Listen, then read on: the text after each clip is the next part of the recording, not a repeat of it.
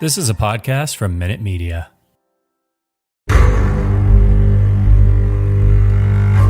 Amanawika, Nena Netsa D. Graves. And that is all the Comanche that I have for you today, ladies and gentlemen. Thank you very much for joining us on the Surely You Can't Be Serious podcast. I am here with my co-host and friend, Mr. Jason Colvin. How's everybody doing? I was going to try Comanche, but I have no chance. Yeah, it's all good. You went to the museum before you went to see the movie, I did. So that is quality enough. Ladies and gentlemen, we are here to talk to you today as a special bonus episode about the new Predator movie called Prey. Jason and I just finished up with our summer of 1987 matchup of Predator versus RoboCop, and as a nice little coincidence, it seems to always happen with us, 35 years later, they released the fifth installment for Predator, which is called Prey, and we both watched it, and we both love it.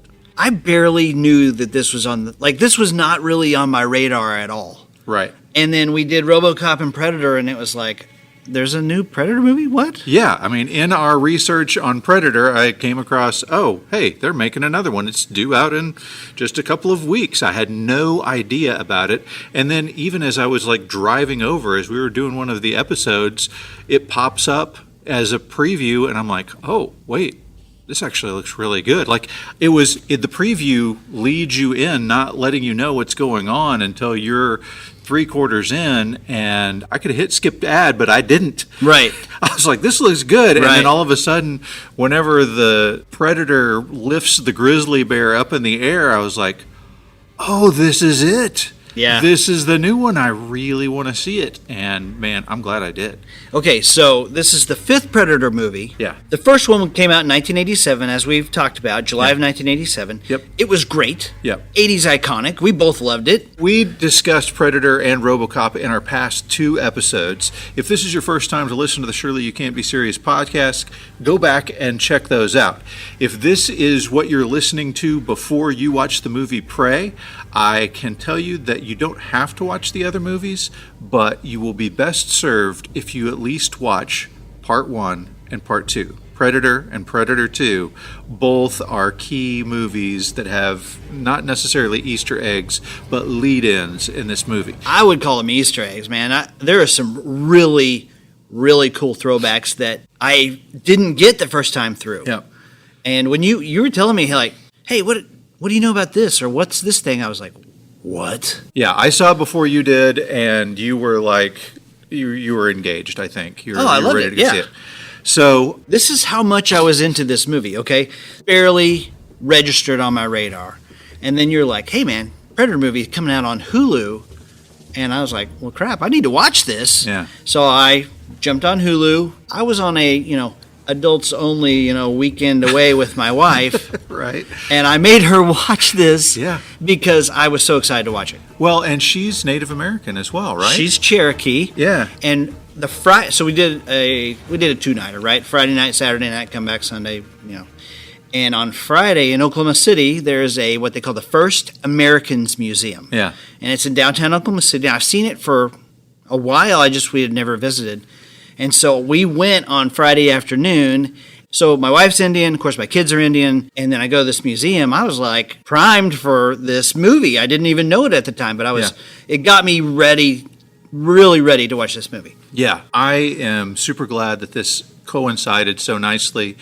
We are about to give you a spoiler-free review and talk like we normally do on our podcasts about this movie. I'm going to tell you some things to know from prior movies so that you can be prepared for some of those throwbacks and those Easter eggs, but I'm not going to spoil anything. Before you get into the development story here, I was just going to say, this is the fifth Predator movie. Yes. Okay? That means that 3 other Predator movies sucked. So here I am, stuck in Group 2. Sequel to Group 1, only stupider. Right? It doesn't necessarily mean that, but Predator 2, Predator vs. Aliens, and then the other Predator vs. Aliens, they all let me down. Right. Disappointed. Well, you also had Predators. You also had The Predator. Oh, that's right. So, I don't know about the Aliens crossovers, or if those are even considered. I think that the 5, if you will, are Predator, Predator 2, Predators, The Predator, which is we talked about in our last episode, is the one that Shane Black, who was Hawkins in the original and writer of Lethal Weapon, and his buddy from college who wrote RoboCop 3, they got together and they created The Predator, which did not do very well at all. Not good. And it was actually during that one that this one basically got realized. So I love the 1987 version so much that I can't say no to any Predator sequel. Okay. I can't say no, right? Yeah, no, I understand. So I did see Predator 2 in the theater. I was pumped for Alien vs. Predator. I did see Predators. I did see The Predator. And I, to varying degrees, was let down by all of them. Obviously, Predator 1 is the favorite, It's right? the gold standard, yeah. And then it's kind of between Predator 2 and Predators as to which one is finishes second amongst Those both have moments, you know. Yeah, amongst the pre-Prey movies. Okay, so our story begins. Dan Trachtenberg Yes. is in third grade when this movie comes out. I He's know. born in 81. He's in third grade. And like me, he was not allowed to watch rated R movies. And like me, he didn't get to watch it. One day he's going to a karate tournament with a bunch of sixth graders. And they start talking about the movie. And they start talking about the Billy fighting the Predator scene, you know, and the Billy cutting himself with the knife, and then they tell him, like, they go and have this epic fight across this bridge that's going over a waterfall, and he was like, this sounds incredible. And then finally, when he's old enough to finally see the movie, that scene's not in it. Yeah. They made it up. The Mandela effect we talked about. Right, yeah. So a bunch of sixth graders, by overzealously telling what they thought the story was to little Dan Trachtenberg, inadvertently set in motion the inception of this movie. That is awesome. 35 years ago. 30-something years ago, yeah. That kill totally happens off screen, too. I mean, Yeah, you hear Billy scream, and that's it. Yeah, I mean, everybody knows you don't get to see the Billy fight. It's a disappointment. Everybody wanted to see the Billy fight, but they don't. But as long as we're throwing in the throwbacks and the Easter eggs, there's a moment. I won't tell you what happens, but what happens to Billy right before he dies, there's a throwback to this in the movie. Gosh, are we not talking about the Easter eggs? Because that's what I really want to talk about. I tell you what, let's do this. We will save the Easter eggs until the end, and we'll say, okay, folks, we're not going to spoil it for you, but here are some Easter eggs to kind of keep an eye out for when you do watch the movie. Okay, sounds good. Okay. So, young Dan Trachtenberg gets this idea of how awesome Predator is going to be. Ultimately, he sees it and is disappointed that the scene is missing, but he thinks, man, a Native American fighting the Predator sounds like a great story idea.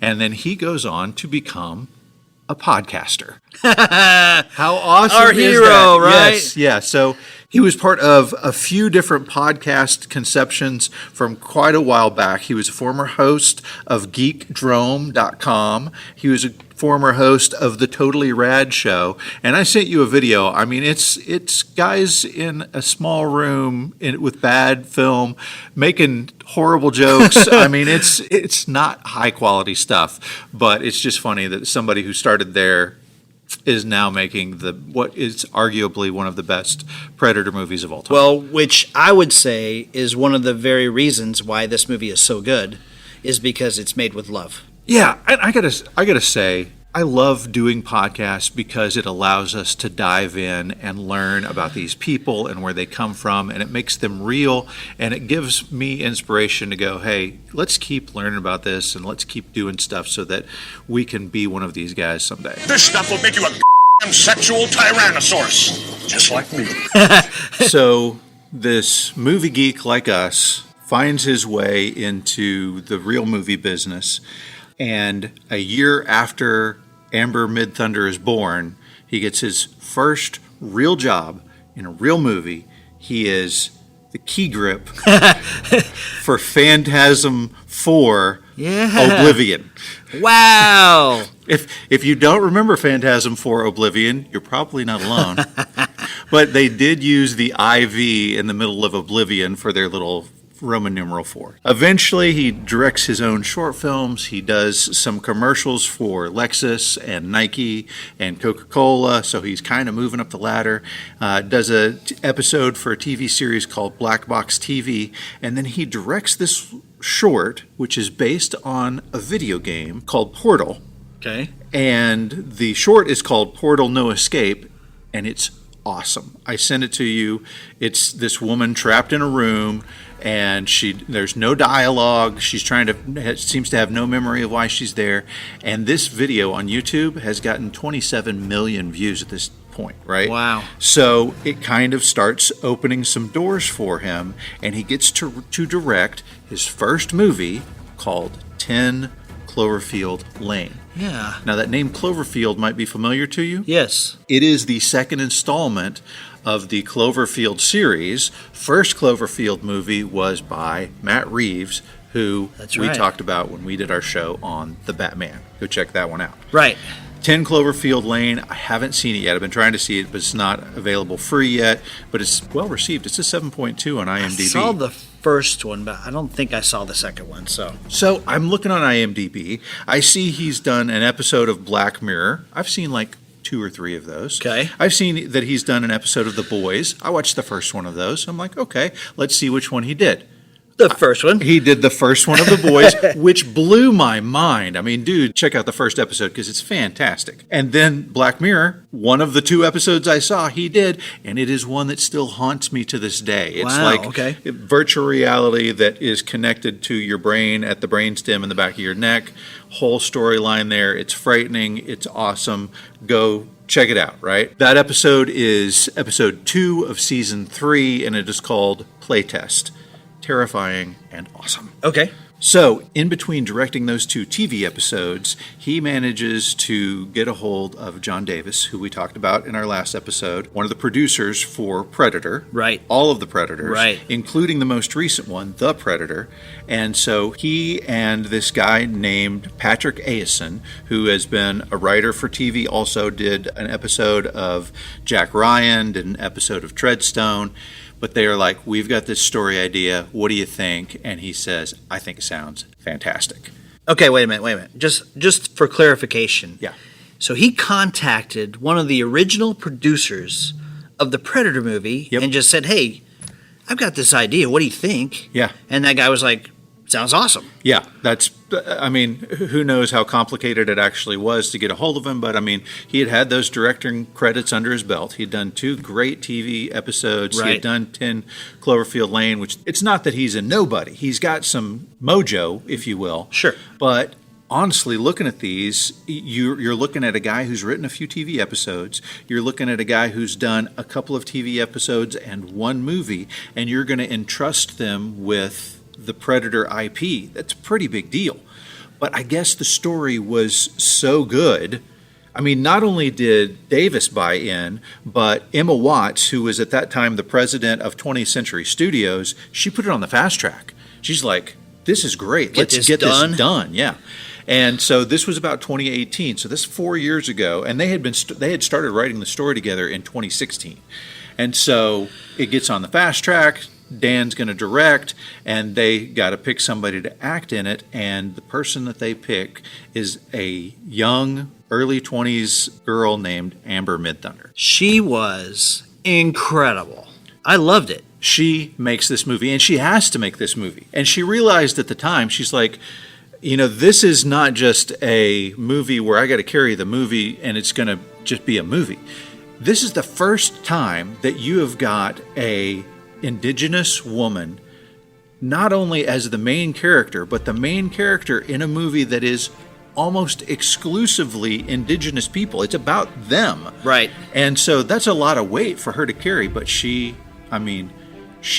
does a fantastic job in this movie. She is so good. She's so communicative. I mean, if you just watch the trailer and you look at her and see the fear in her face as the predator lifts the grizzly bear above his head, and then you think, she's not actually looking at anything. Right. This is all just acting. You're like, oh my gosh, she's so good, so expressive, very skilled physically. And another interesting thing about this to me is they non-sexualized her as much as you could possibly do in this movie.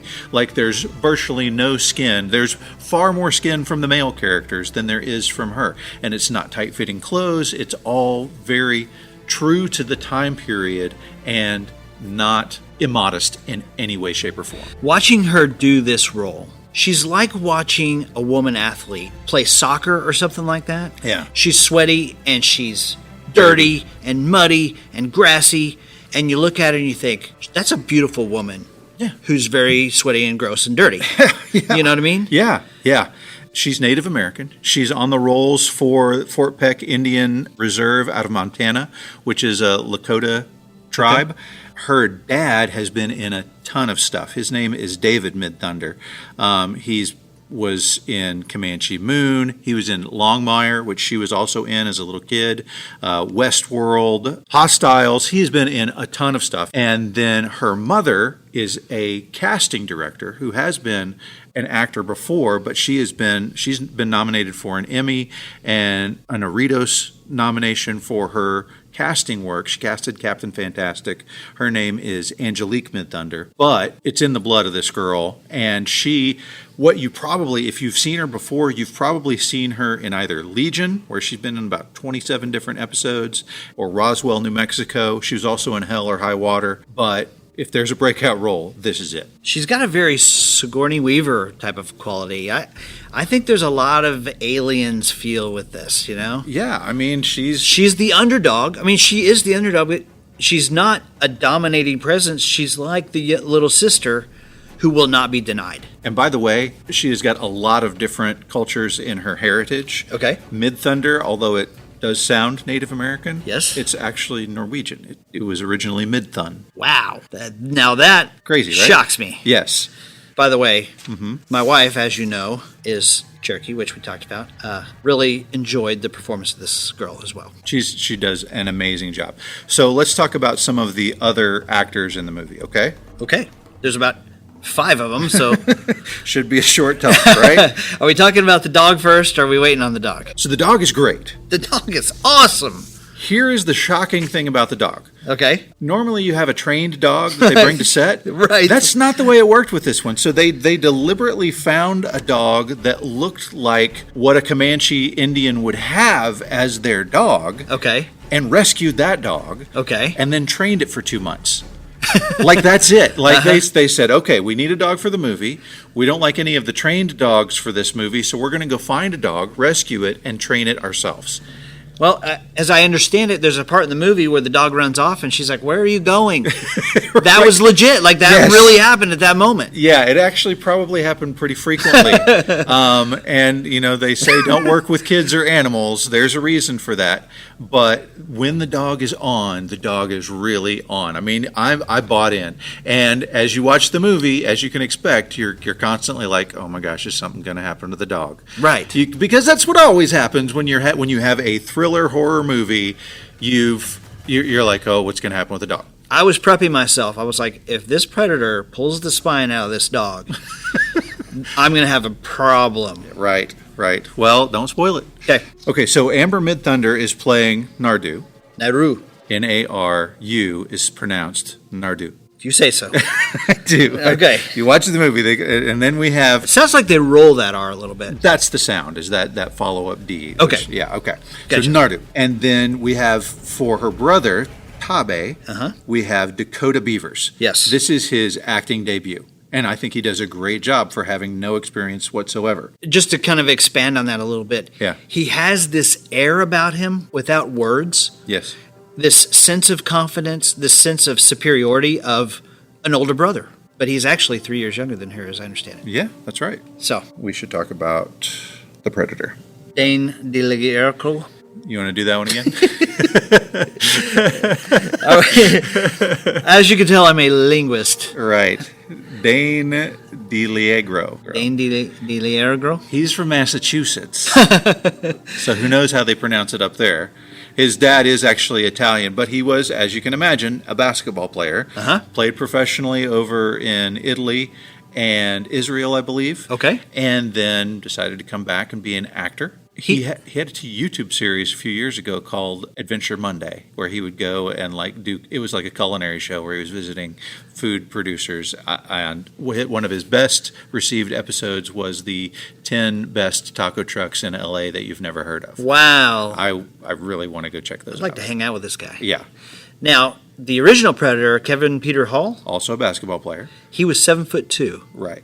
Dane DeLiergro, You want to do it again? not really. Dane DeLiergro, All right. he was 6'9". Yeah. So- Tiny. I know, Little right? bitty guy. Shrimp. He does a good job, man. He looks imposing to me. Okay, so here's the thing with him, right? Yeah. The mask, the head piece that he had to wear as the actor. Yes.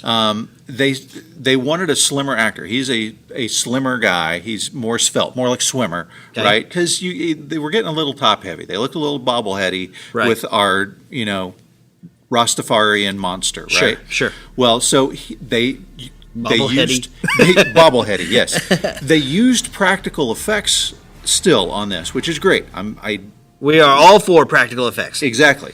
But the practical effects were all electronics that were inside of his headpiece. And they were so big that he literally had to look at his feet the entire time that he was performing. Oh, wow. So everything that you see him do, once you go back and watch the movie for the second time, everything you see him do, you're going, oh my gosh, how did this guy do this without being able to see?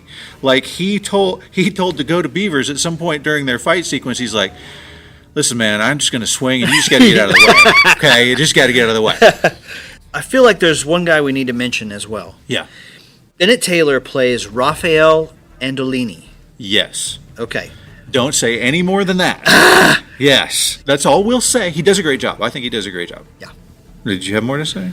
I have tons more to say about him, but well, I'm then not going to. You're going to because save it until the end so that we can give people a little bit of a spoiler warning, right? Right, Okay. right, All right. So we've got Amber Midthunder, we've got Dakota Beavers, we've got Dane DeLiergro, we've got Coco the dog, and those are the key actors in the movie, right? Right. So we've got this together. They had one woman that they used in the writing of the script who passed away in the process to help them keep this as authentically Comanche as they could, right? Okay. And then they had another woman named Jane Myers who has been a production consultant for many Native American movies, and she was key in this one. And the first thing that she said when she read the script was, there are no horses? Yeah. And they were like, no. Yeah. She's like, you cannot have a Comanche tribe and no horses. There have to be horses. Okay. And there are some beautiful horses in this one. Paint horses, which you would expect. And there is a great horse riding sequence. They delivered. She said, this needs to happen, and they delivered. That's interesting. That's a good insight right there. Yeah. And there was even a good little sort of mention in the movie about that where he's like, I got to get me a horse.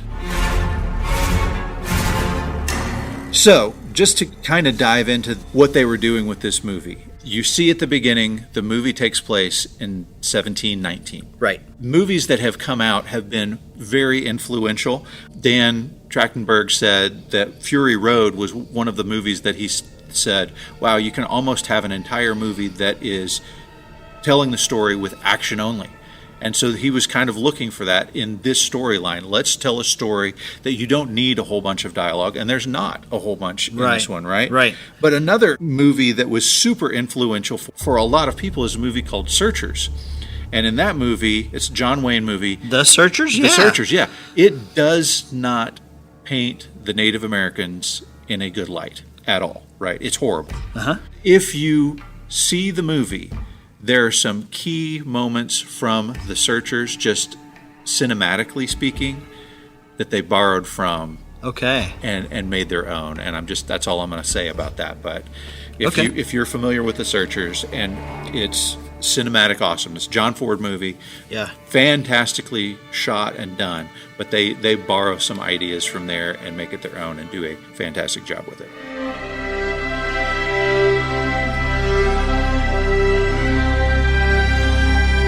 Let me just say this about the scenery and kind of the setting of this movie. Yeah. It's gorgeous. Yeah, our cinematographer for this one is a guy named Jeff Cutter. And Jeff has done a ton of movies. He worked with Dan on 10 Cloverfield Lane and some of the TV episodes that he did. He's made a beautiful movie with this one, right? It really is. I told you, I'm like watching this movie and I'm thinking, somebody said Last of the Mohicans meets Predator, and somebody else said, that's a brilliant idea. Yeah. I hear that and I'm like, what? Yeah. But, man, they nailed it. You know, this movie was shot in Calgary. Yeah. And you really feel like that's like a character in the movie. The mountains and the streams and the trees and all this stuff plays a big part in what's happening. It is absolutely gorgeous. I watched it on a laptop. Oh, I'm sorry. I And watched I'm it on like- a big TV. Did you? I watched it on a laptop and I'm like, what are we doing here? This needs to be on the big screen. Why did this not get a big... After what Maverick did? Yeah. After what Maverick did at the theater, this totally... They should have been like, we got to get this on the big screen. People will go see nostalgic movies that are good. Yes. I don't know if there's been any push to have them display this on a full IMAX big screen, but if they did, I'd go watch it. I feel like they've got to.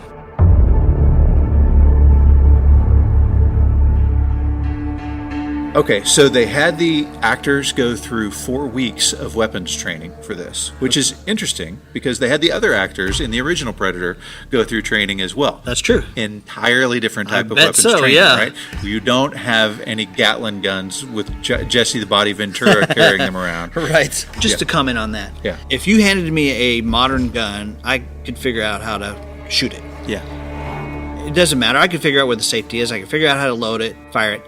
You give me a flintlock, I'm like, I don't know how does this thing work? Exactly. Okay, so they've got their script, they've got their money, they've got the fast track from the studio, they've got a producer who knows the Comanche ways, who's guiding them through this process, and so they are ready to go up to Canada to shoot the movie. They shoot it in 63 days. Yeah, it was shot last summer. Yeah, which to me, I'm just thinking, that seems really fast. To the actors, it was like, I don't think I'm ever going to leave this place. Because you got to keep in mind, they're out in the wilderness every day shooting this stuff. Yep. Their day-to-day job is going out in the cold Canada mountains and shooting this stuff. And not to get into spoilers, there's some scenes that are yucky. You don't want to be doing what they're doing in the scene, and certainly not for day after day after day. I want to talk about the yucky bog, but we'll save that for Save that for spoiler time, right?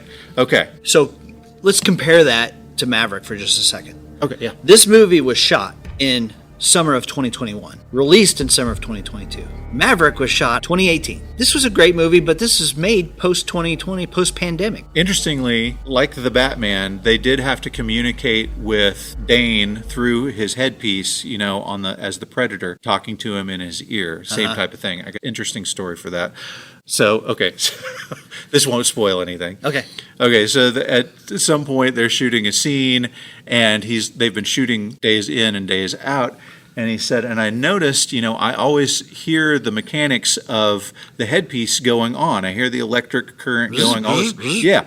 And he says, and then they'll say cut, and then the noise stops, right? And so this time I'm shooting this scene, and all of a sudden the noise in the headpiece stops, but they haven't said cut yet. And I'm like, okay, well, I'll just keep going. And then eventually they yell cut, and he's like, all of a sudden I feel like I'm getting stung. I'm like, there are bees in here? What's going on? And all of a sudden I hear in the headpiece, is he on fire? So it was his fault. He says, my fault. He goes, the way that I had thrown the punch over and over again, I had rubbed the wires raw, and literally my headpiece caught on fire, and I'm bolted in. Oh. Yeah, so they're running over there trying to unbolt him. No significant burns occurred, but wow. At one point, the monster was on fire. The shark is not working. Right. The Predator is on fire. Can you imagine hearing that? Is he on fire? Oh, that's awesome. Okay, so they make the movie. Yep. They release it. The reception is fantastic. I haven't heard anybody say a negative word about it. It's somewhere in the 9s on Rotten Tomatoes. It's 93%. Yeah. Something like that. Without spoiling it, I can tell you all that they went back to the original formula. They went back to, this is an action movie that becomes a thriller horror movie, right? It's good. Well, let's go back to what you originally said. Simple story. The original Predator was like the Dirty Dozen collides with the movie Alien, right? Yes. So you have this one story that's happening, and then all of a sudden it's invaded by this alien. Yeah. It really is like Dances with Wolves, and it collides with an alien. I mean, what an interesting idea. Yeah. And here we are. Right. Instead of Aliens versus Predator Requiem, which is total garbage, but okay. Right. Okay, so they had these guys at Comic-Con. They showed this at Comic-Con last month in July. Okay. And then they had them as a panel after the movie. Those people got to see it on the big screen. And so at some point they asked all of the actors who their favorite characters were from the original Predator. Okay. And so, of course, Amber Midthunder says Dutch. Of course. And, of course, Dakota Beavers says Billy. Of course. And then Dane DeLarego says, I like the helicopter pilot. That's great. And if you don't get that joke, go back and check out our previous episodes on the Predator to hear why that's funny, right? That's brilliant. And then Jane Myers, the producer, said, I like the guy who told dirty jokes. Hawkins. Why'd you say that twice? I didn't. There's an echo. Oh, my God. Hey, let's talk real quick about the CGI. Okay. Okay. So, first of all, right out of the gate, you and I are practical effects guys. Yes. Even if they look a little hokey, we prefer practical effects. To CGI, absolutely. To CGI. Yeah. They did use CGI. All of the animals in this movie are CGI. Well, they did a neat thing, and I think if you're going to have CGI, it should be practical, followed by CGI, followed by practical. And I think they did a really good job of that with the animals. I think there's some real animal footage in here, and there's some CGI that you can say, that's CGI, but they do it so quickly, and they put in real footage to sandwich it together that it's pretty well done. It's not perfectly done, but it's pretty well done. What do you think? Well, I think they did a very good job. And it's not the entire focus of the movie, right? Right. And so there's a wolf, and then there's a rabbit, and there's a mountain lion. They all look about as good as it can look. Yeah. There's a grizzly bear. And then, how could you forget the bear? Right. And of course the predator. Yeah. Now the predator, they use the invisibility cloak and do some other stuff, and that's fine. I mean, Yeah. that looks computerized. It looks great. Yeah. But it's supposed to look computerized. It's okay, right? That one is, the predator effects are flawless. There is no point that I went, when I was watching the Predator stuff. I kind of had that moment with the mountain lion, and I kind of had that moment with the grizzly bear. Right. But definitely, as far as the whole is concerned, minor criticisms. Looks good. Yeah, but the Predator himself, they kept it practical, and then the invisibility, which you expect, it looks on point. Yeah. So, interestingly, they had initially planned for this movie to be completely in Comanche. I know, right? I mean, what? Yeah, that would have been cool. I mean, I love The Passion, which was all in Good ancient point. Aramaic. Good. I mean, that's hard. That did right? not detract from the enjoyment of that movie. Right. I have not checked out the Comanche version yet, but ultimately they made the decision, we're going to shoot this in English. And then they toyed with an idea that they called the Hunt for Red October question. Yeah, so at the beginning of Hunt for October, all the Russian characters speak in Russian, Yeah. and they get to a point in the movie, and then they switch to English. Yeah. But it's good for the viewer because you understand, these guys are Russian, they're talking Russian to each other. Yep. I get all that. They switched to English to help me, thank you very much. And the producers of this movie were like, well, maybe we could do the Hunt for Red October thing. Yeah. Well, what they ultimately decided was, no, we're going to film the whole thing in English, except for the French-speaking parts. Mm-hmm. Did you have subtitles for the French? No. Okay, so but I thought that was good. Yeah, I enjoyed not knowing what they were saying because it put me in the position of the character that they wouldn't know what they were saying. Like you were having to guess by the action of the movie what those guys were talking about. Apparently, if you put the English subtitles on, it will translate the French into English. Yes. Okay. I plan to watch it again, and this is what I was going to get to. They shot it in English, but then they had all of the actors come back and do voiceover work in Comanche so that you can watch the entire thing in the Comanche language. I do know a couple of things. Yeah. Okay, so I think that's an homage to the original Predator movie. If you'll remember, when Pancho is speaking Spanish to Anna in the jungle, Yeah. you don't get any subtitles there or any translation. No, that's true. He's speaking to her aggressively, and you understand that he's pumping her for information, but I don't understand what he's saying. Yeah. Yeah, and then he translates and basically says... She says, the jungle, it came alive and it took him. And Carl Weathers says, that's not what she said. Well, as the audience, I'm like, well, what did she say? Right. We never really get that answer. Yeah. Unless you speak Spanish, you really don't understand what she's saying. So I think that that's an homage to the original Predator. They're speaking French. We don't understand. We understand what's going on, but we don't understand the words that are coming out of their mouth, so to speak. Right. So the original idea that they had for the soundtrack for this movie was much more subdued and kind of ethereal than what they got. They had... Have you seen Sicario? Yes. So they had that as an idea, very minimalist kind of soundtrack to go along with this movie. But I'm so glad that that's not what they did. They ended up getting a composer named Sarah Satchner. Okay. She is not a big-time movie composer. Okay. She has worked with Brian Tyler on Transformers, which is one of my... I have a couple of those songs in my workout playlist. I love the Brian Tyler's Transformers soundtrack. And she's done arrangements for Iron Man 3 and The Expendables 2 and Now You See Me. So she's got some experience in the movie field. But where her main composing experience is with video games.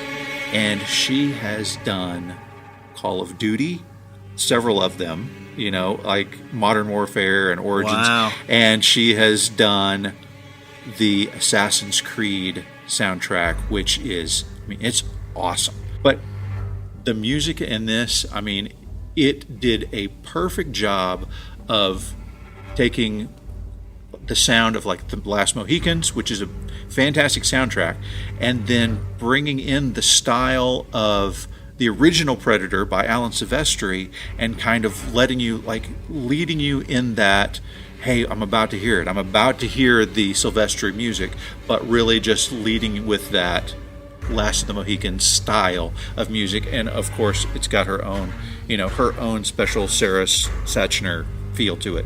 It is a great soundtrack. I've listened to it from beginning to end. It's over 45 minutes of music.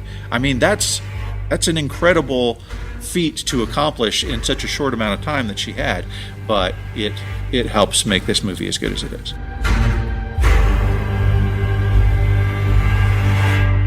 Listen, this movie, as I was trying to allude to earlier, you have got a bunch of people that you would think, they're going to put out a B movie, because it's not any well-known names at all. The writer's not. The director's not. The composer is not. They are all people who are working. The main character in the movie, the actress, is not a super well-known name, but I got to say, they've got to be our up-and-comers.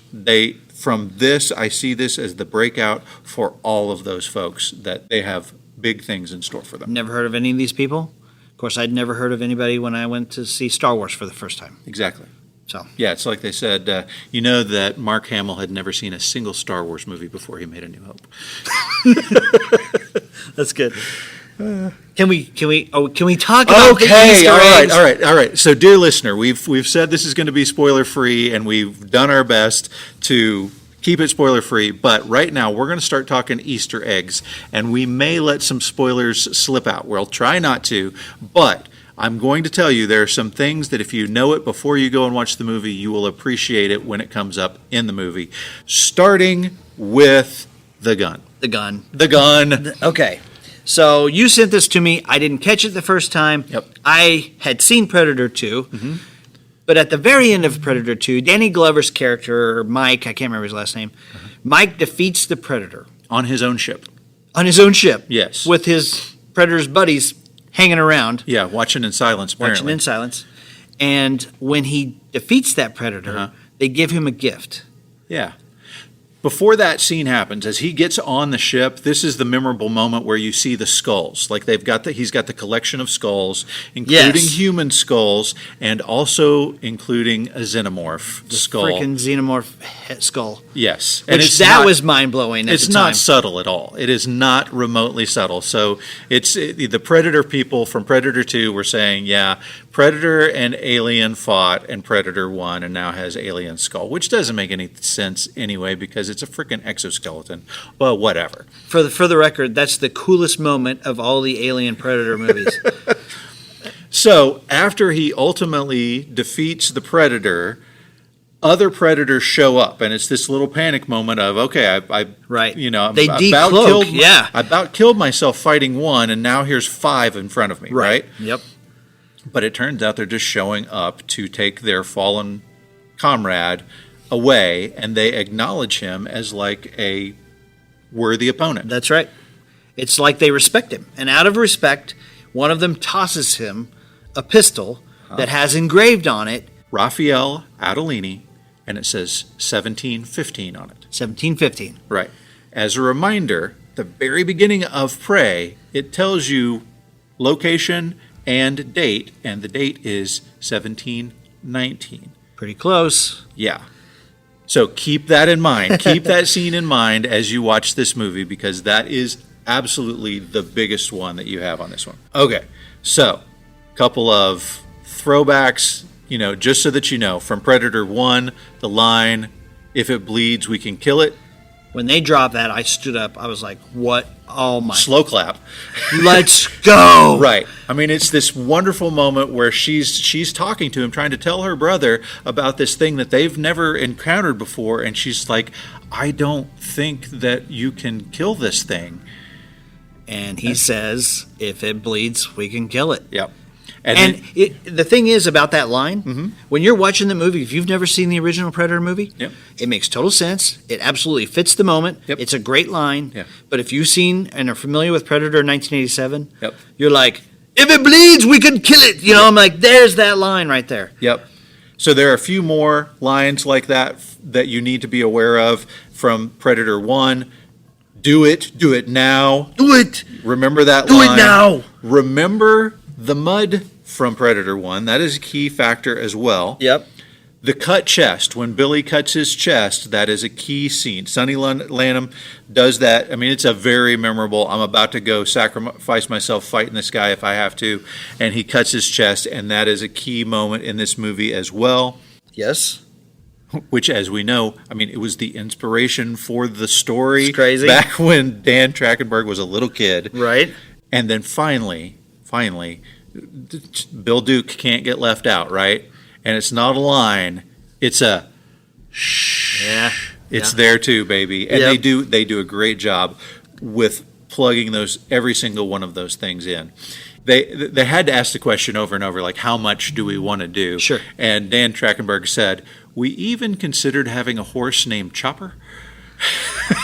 Great. But he was like, that would have been too far. Yeah. That would have been pushing it too far. Well, you know, there's one other thing. I think there's some other things that they do. There's a moment where she picks up a cigar. Uh-huh. Yeah. That one of the trappers has smoked, and I think that might be an homage to Dutch, maybe. Yep. In this one, the Predator is wearing a different face mask. It is not the metal mask that you've seen in the other movies. It is more like a bone mask. I saw somebody, I think it was on IMDb, refer to it as the river ghost from Predators. It comes from one of the animals in Predators. When I looked at that, I don't see the similarity. I don't know if I agree with them on that one. Okay. But it is definitely more bony. It almost looks like a tortoise shell, except oblong. Right. But despite the fact that it is more primitive looking, it still has the technology. You still have the lasers.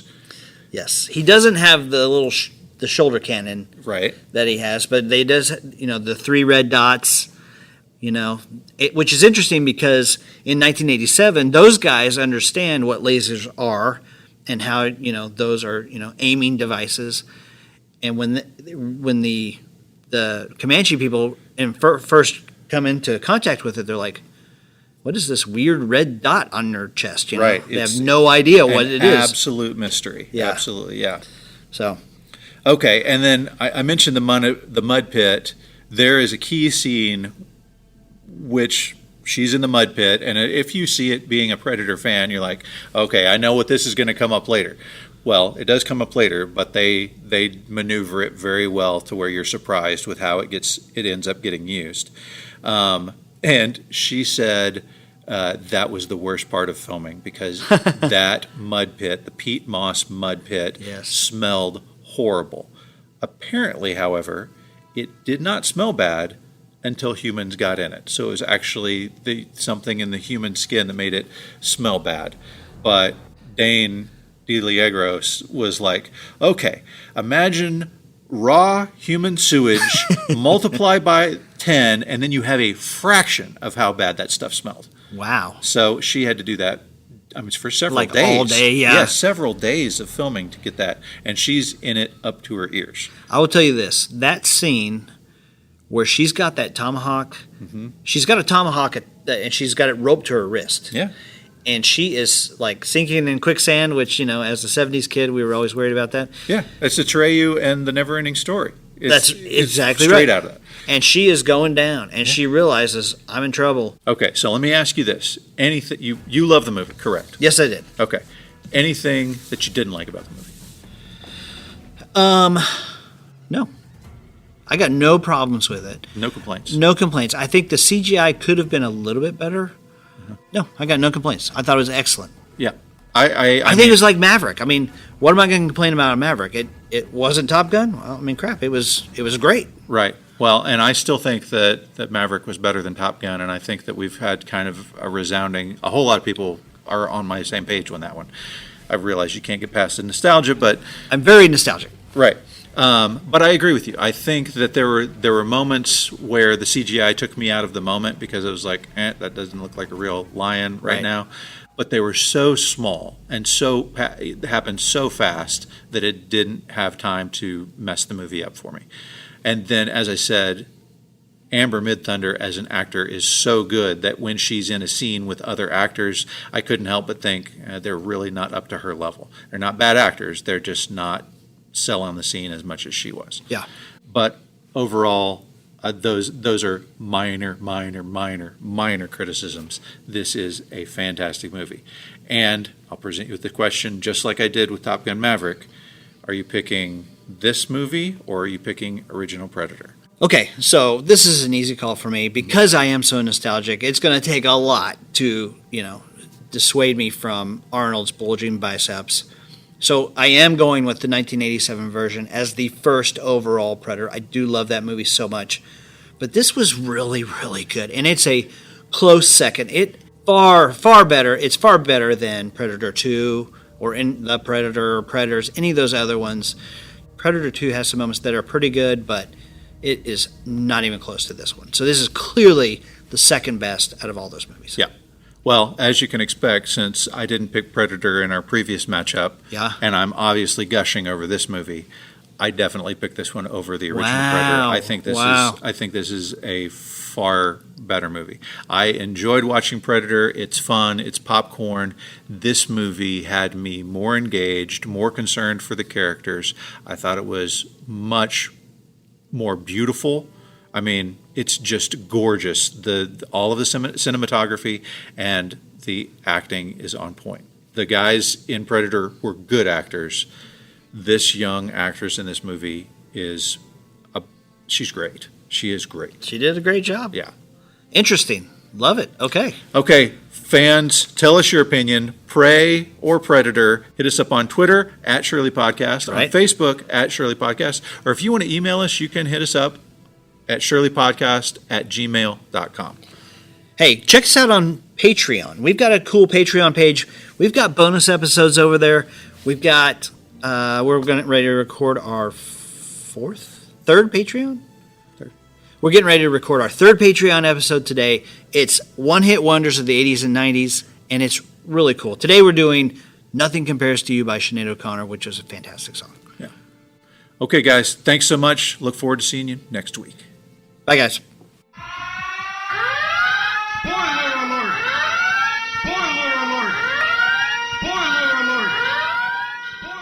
starting with the gun. The gun. The gun. Okay. And out of respect, one of them tosses him a pistol that has engraved on it. Now, We can't tell him what happens? Can't discuss it? do you really want to discuss it? Yes. Okay, then go ahead. Well, okay.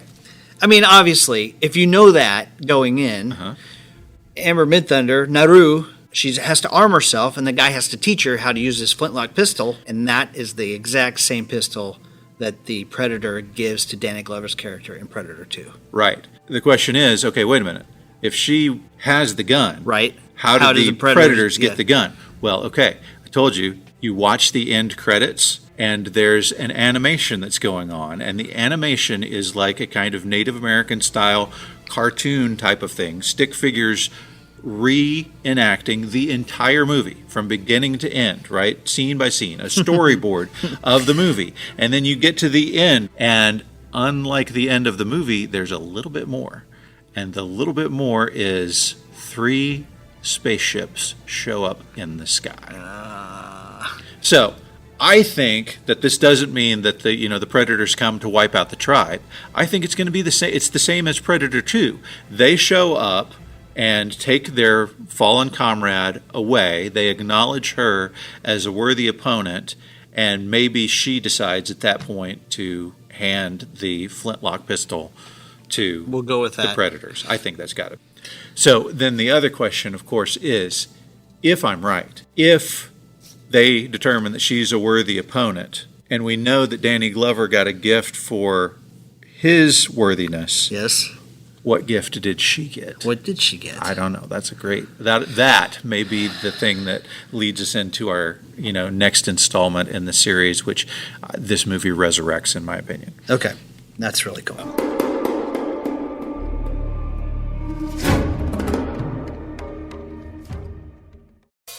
Looks like you need a vacation. Enter the 5-Hour Energy Where Will the Tide Take You sweepstakes. You could win a $10,000 dream beach vacation. Imagine jet setting off to a tropical paradise, having fun in the sun, or diving at a gorgeous reef.